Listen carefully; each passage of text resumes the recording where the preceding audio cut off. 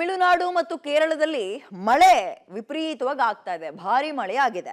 ಕನ್ಯಾಕುಮಾರಿ, ತೂತುಕುಡಿ, ತಿರುನಲ್ವೇಲಿ, ತೇನ್ಕಾಶಿ ಸೇರಿದಂತೆ ಹಲವು ಜಿಲ್ಲೆಗಳಲ್ಲಿ ಭಾರಿ ಮಳೆ ಆಗ್ತಿದೆ. ಈ ಒಂದು ಕನ್ಯಾಕುಮಾರಿ, ತೂತುಕುಡಿ, ತಿರುನಲ್ವೇಲಿ, ತೇನ್ಕಾಶಿ ಸೇರಿ ಹಲವು ಕಡೆಯಲ್ಲಿ. ಇನ್ನು ತಿರುನಲ್ವೇಲಿಯ ಬಳಿ ಪೆಟ್ರೋಲ್ ಬಂಕ್ ಒಂದು ಮುಳುಗಡೆಯಾಗಿದೆ. ನಿನ್ನೆ ಶ್ರೀ ವೈಕುಂಠಂ, ತೂತುಕುಡಿ ಜಿಲ್ಲೆಗಳಲ್ಲಿ ಬೆಳಗ್ಗೆ 6 ಗಂಟೆಯಿಂದ ರಾತ್ರಿ 9 ಗಂಟೆವರೆಗೂ ಕೂಡ 500 mm ಅಥವಾ ಮಿಲಿಮೀಟರ್ ಮಳೆಯಾಗಿದೆ. ಹಳ್ಳಕೊಳ್ಳಗಳು ತುಂಬ ಹರಿತಾ ಇದೆ. ಮಣಿಮುತಾರ್ನಲ್ಲಿ ಪ್ರವಾಹ ಉಂಟಾಗಿದೆ. ಪಾಳ್ಯಂ ಕೊಟ್ಟಾಯ ಅನ್ನುವಲ್ಲಿ ದಾಖಲೆಯ 260 ಮಿಲಿಮೀಟರ್ ಮಳೆ ಆಗಿದೆ. ಮುಂದಿನ 2-3 ದಿನ ಭಾರಿ ಮಳೆ ಆಗುತ್ತೆ ಅಂತ IMD ಹೇಳಿದೆ. ಈಗ ಭಾರಿ ಮಳೆಯ ನಡುವೆ ಪೆಚಿಪರೈ, ಪೆರಂಜಿನಿ ಮತ್ತು ಪಾಪನಾಸಂ ಅಣೆಕಟ್ಟುಗಳಿಂದ ಹೆಚ್ಚುವರಿ ನೀರನ್ನ ಬಿಡುಗಡೆ ಮಾಡ್ತಿದ್ದಾರೆ. 2 ಲಕ್ಷಕ್ಕೂ ಹೆಚ್ಚು ಸ್ಥಳೀಯ ಜನರಿಗೆ ಎಚ್ಚರಿಕೆ ಸಂದೇಶ ಕೂಡ ಕೊಡಲಾಗಿದೆ. ಸರ್ಕಾರಿ ಆಸ್ಪತ್ರೆಗಳು ಜಲಾವೃತ. ಹೆಚ್ಚು ಮಳೆ ಆಗ್ತಾ ಇರೋ ಕಡೆ ಸ್ಕೂಲ್ ಮತ್ತು ಕಾಲೇಜ್ಗಳಿಗೆ ರಜೆ.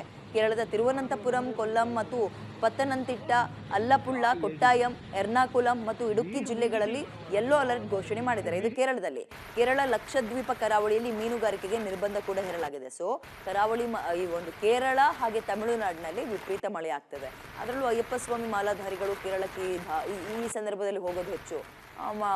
ಅಲ್ಲೂ ಕೂಡ ಮಳೆ ಈಗ ವಿಪರೀತವಾಗಿ ಆಗ್ತಾ ಇದೆ.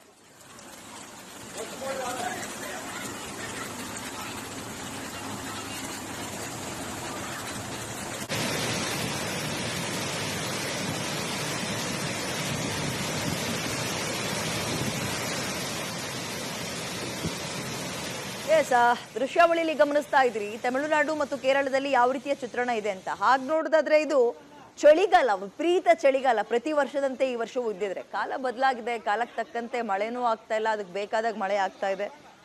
ನೋಡಿ, ಈಗ ಈ ಕಾಲದಲ್ಲಿ ಮಳೆ ಆಗ್ತಾ ಇದೆ ಎಲ್ಲಿ? ತಮಿಳುನಾಡು ಮತ್ತು ಕೇರಳದಲ್ಲಿ.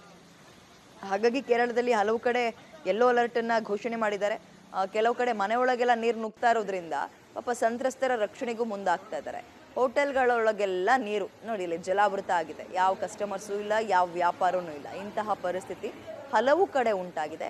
ಯಾವುದೋ ಒಂದು ಭಾಗ ಅಂತಲ್ಲ, ತಮಿಳುನಾಡಿನ ಹಲವು ಕಡೆ ಇಂಥದ್ದೇ ಪರಿಸ್ಥಿತಿ. ಕೇರಳದಲ್ಲೂ ಕೂಡ ಹೀಗೆ. ಆಮೇಲೆ ಮನೆಯೊಳಗೆ ಸಿಲುಕಿಕೊಂಡಿರುವಂತಹ ವೃದ್ಧರ ಮತ್ತು ಮಕ್ಕಳ ರಕ್ಷಣೆ ನಿರಂತರವಾಗಿ ನಡೀತಾ ಇದೆ. ತಮಿಳುನಾಡಿನ ಚೆನ್ನೈನಲ್ಲಿ ಇತ್ತೀಚೆಗೆ ಸೈಕ್ಲೋನ್ಗೆ ನಲುಗೋಗ್ಬಿಟ್ಟಿತ್ತು ತಮಿಳುನಾಡು. ಆಗ ನೋಡೋದಾದ್ರೆ ಮತ್ತೆ ಮಳೆಯಲ್ಲಿ ಈಗ ಮಳೆಯ ಹಿನ್ನೆಲೆ ಈ ರೀತಿಯ ಸಮಸ್ಯೆಗಳು, ಅವಾಂತರಗಳು ಆಗ್ತಲೇ ಇದೆ. ರಣಾರ್ಭಟ ಬರೀ ಒಂದು ಮಳೆಯಲ್ಲ, ಮಳೆಯ ಜೊತೆಗೆ ಗಾಳಿ ಕೂಡ ಸೇರ್ಕೊಳ್ತಾ ಇರೋದ್ರಿಂದ ನೀರಿನ ರಭಸ ನೋಡಿ. ಮಳೆಯ ನೀರು ಹೆಚ್ಚು, ಮಳೆಯ ನೀರಿನ ರಭಸ ಒಂದು ಕಡೆ, ಮಗದೊಂದು ಕಡೆ ಗಾಳಿ ಸಮೇತ ಮಳೆ ರಣಾರ್ಭಟಿಸ್ತಾ ಇದೆ. ಮಳೆ ಒಂದು ರೀತಿ ಅಕ್ಷರಶಃ ಜನ ನಲುಗಿ ಹೋಗ್ತಾ ಇದ್ದಾರೆ ಸುತ್ತಮುತ್ತ ತಪ್ಪಲಿನಲ್ಲಿರುವಂಥವ್ರು. ದೇವಸ್ಥಾನಗಳು ಕೂಡ ಮುಳುಗಡೆಯಾಗಿದೆ. ಭಕ್ತರು ನೋಡಿ ಅಲ್ಲಿ ಅದ್ರ ಮಧ್ಯೆಯೂ ಬಂದಿದ್ರು, ಸಿಗಾಕೊಂಡು ಪಾಪ ಪರದಾಡ್ತಾ ಇದ್ದಾರೆ. ಯಾವ ದೇವಸ್ಥಾನ ಅಂತ ಗೊತ್ತಿಲ್ಲ, ಬಟ್ ಕಾರೊಂದು ಸಿಗಾಕೊಂಡಿದೆ ಅದರ ನಡುವೆ. ಮತ್ತೆ ಮನೆಗಳ ಒಳಗೆಲ್ಲ ನೀರು. ಏನು ಗೊತ್ತಾ, ಹೊರಗೆಲ್ಲಾದ್ರೂ ಏನೇ ಸಮಸ್ಯೆ ಆದರೂ ನೆಮ್ಮದಿಗೆ ಅಂತ ನಾವು ಹೋಗೋದೇ ಬೆಚ್ಚಗಿರೋಣ ಅಥವಾ ತಣ್ಣಗಿರೋಣ ಅಂತ ನಮ್ಮ ಮನೆ ಹುಡ್ಕೊಂಡು ಹೋಗ್ತೀವಿ. ಆದರೆ ಮನೆಯೇ ಸುರಕ್ಷಿತ ಅಲ್ಲ ಅಂದಾಗ ಬಹಳ ಬೇಸರ ಆಗುತ್ತೆ. ಮನೆಯಲ್ಲಿ ವಯಸ್ಸಾಗಿರೋರು ಇರ್ತಾರೆ, ಮಹಿಳೆಯರು ಇರ್ತಾರೆ, ಗರ್ಭಿಣಿ ಬಾಣಂತಿಯರು, ವಯಸ್ಸಾಗಿರೋ ವೃದ್ಧರು, ಪುಟಾಣಿ ಮಕ್ಕಳು, ಕಷ್ಟ. ಆಮೇಲೆ ರಸ್ತೆ ಎಲ್ಲವೂ ಕೂಡ ನೀರಿನಿಂದ ಆವೃತ ಆಗಿದ್ದು ರಸ್ತೆನ ಕೆರೆನ ಅನ್ನುವಂಗೆ ಭಾಸವಾಗ್ತಾ ಇದೆ.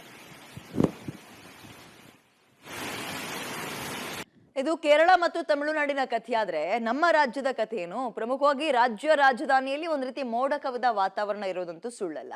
ಈ ವಾತಾವರಣ ಎಷ್ಟು ದಿನಗಳ ಕಾಲ ಮುಂದುವರಿಯುತ್ತೆ? ಹಾಗೆ ತಮಿಳುನಾಡಿನಲ್ಲಿ ಮಳೆ ಇನ್ನೂ ಎಷ್ಟು ದಿನ ಮುಂದುವರಿಯುತ್ತೆ? ಇದೆಲ್ಲದಕ್ಕೆ ಸಂಬಂಧಪಟ್ಟಂತೆ ಹವಾಮಾನ ಇಲಾಖೆ ಒಂದು ರಿಪೋರ್ಟ್ ಕೊಟ್ಟಿದೆ. ನಾವು ನೋಡ್ಕೊಬರೋಣ ಅದನ್ನ. ತಮಿಳುನಾಡು, ಕೇರಳ ಮೇಲ್ಮೈ ಸುಳಿಗಾಳಿ ಎಫೆಕ್ಟ್. ಬೆಂಗಳೂರು ಇನ್ನೂ 2 ದಿನ ಕೂಲ್. ನಿನ್ನೆಯಿಂದ ಬೆಂಗಳೂರು ಸೇರಿದಂತೆ ರಾಜ್ಯದ ಕರಾವಳಿ ಹಾಗೂ ದಕ್ಷಿಣ ಭಾಗದಲ್ಲಿ ಸೂರ್ಯ ಕಂಡಿದ್ದೇ ಇಲ್ಲ. ದಿನ ಇಡೀ ಕೂಲ್ ವಾತಾವರಣ. ಕರಾವಳಿಯ ಕೆಲ ಜಿಲ್ಲೆಗಳಲ್ಲಿ ಸಾಧಾರಣ ಮಳೆ ಕೂಡ ಆಗಿದೆ. ಇದಕ್ಕೆ ಕಾರಣ ತಮಿಳುನಾಡು, ಕೇರಳ ಸಮುದ್ರ ಭಾಗದಲ್ಲಿನ ಮೇಲ್ಮೈ ಸುಳಿಗಾಳಿಯ ಎಫೆಕ್ಟ್. ಡಿಸೆಂಬರ್ 18-19ರಂದು ತಮಿಳುನಾಡು ಮತ್ತು ಕೇರಳದ ದಕ್ಷಿಣ ಜಿಲ್ಲೆಯಲ್ಲಿ ಭಾರೀ ಮಳೆಯಾಗಲಿದ್ದು, ಈ ಹಿನ್ನೆಲೆ ಭಾರತೀಯ ಹವಾಮಾನ ಇಲಾಖೆ ಇದೀಗ 2 ರಾಜ್ಯಗಳಿಗೆ ಆರೆಂಜ್ ಅಲರ್ಟ್ ಘೋಷಿಸಿದೆ. ಇದೇ ಎಫೆಕ್ಟ್ ರಾಜ್ಯದ ಕೆಲವು ಕಡೆ ಆಗಿದೆ.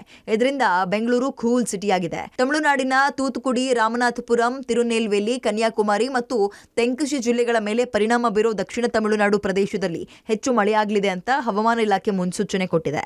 ತಮಿಳುನಾಡಿನ ತಿರುನೆಲ್ವೇಲಿ ಮತ್ತು ತೆಂಕಶಿ ಸೇರಿದಂತೆ ದಕ್ಷಿಣ ಜಿಲ್ಲೆಗಳಲ್ಲಿ ಸುರಿದ ಭಾರಿ ಮಳೆಯಿಂದ ಈಗಾಗಲೇ ನಗರದ ಪ್ರದೇಶಗಳು ಜಲಾವೃತವಾಗಿತ್ತು. ಮೆಚಾಂಗ್ ಚಂಡಮಾರುತದಿಂದ ಉಂಟಾದ ವಿಪರೀತ ಮಳೆ ಮತ್ತು ಪ್ರವಾಹದಿಂದ ಹಾನಿಯಿಂದ ಇನ್ನೂ ಕೂಡ ಚೇತರಿಸಿಕೊಂಡಿಲ್ಲ. ಆಗಲೇ ಮತ್ತೆ ಮಳೆ ಜನರ ನಿದ್ದೆಗೆಡಿಸಿದೆ. ಇನ್ನು ಕೇರಳದಲ್ಲೂ 2-3 ದಿನ ಕೆಲವು ಭಾಗದಲ್ಲಿ ಮಳೆ ಆಗಬಹುದು ಅಂತ ಹವಾಮಾನ ಇಲಾಖೆ ಅಲರ್ಟ್ ಘೋಷಿಸಿದೆ. ಕರಾವಳಿ ಸೇರಿದಂತೆ ಕೆಲವು ಜಿಲ್ಲೆಯಲ್ಲಿ ಮಳೆಯಾಗೋ ಹಿನ್ನೆಲೆ ಮುನ್ನೆಚ್ಚರಿಕೆಯನ್ನು ವಹಿಸಿದ್ದಾರೆ. ಒಟ್ಟಾರೆ ತಮಿಳುನಾಡು ಕೇರಳದ ಸುಳಿಗಾಳಿಯ ಎಫೆಕ್ಟ್ ಬೆಂಗಳೂರಿನ ಕೂಲ್ ಸಿಟಿ ಮಾಡಿದೆ. ಇನ್ನು ಇದು 2 ದಿನ ಮುಂದುವರಿಯುತ್ತೆ.